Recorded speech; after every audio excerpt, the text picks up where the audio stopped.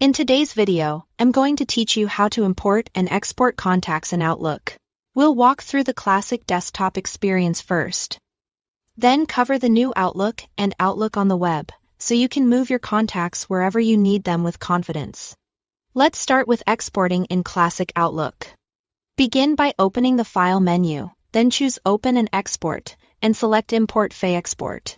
When the wizard appears, pick Export to a file. Choose comma-separated values, often called a CSV. CSV is a universal spreadsheet format that most email and contact apps understand, which makes it ideal for moving data between services. Next, select the Contacts folder under your account so only your contacts are included. Click Browse to choose where you'd like to save the file. Give it a clear name you'll remember and then click Finish. Depending on how many entries you have, Outlook may take a moment to build the file. Now, importing contacts back into classic Outlook works much the same way. Go to File, Open, and Export, and choose Import File Export. This time select Import from another program or file.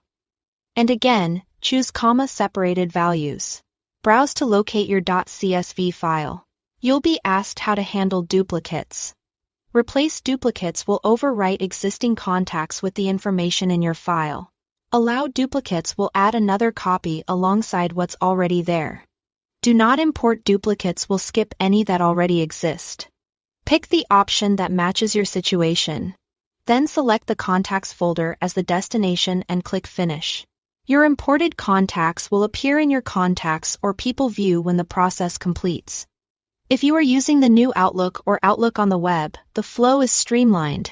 Click the People icon to open your contacts. Choose Manage Contacts. Then select Import. Pick your file and click Import to bring everything in. To export from the new Outlook or web, select Export. Choose All Contacts and click Export to download a CSV file you can keep as a backup or move to another account. That's it. Thanks for watching.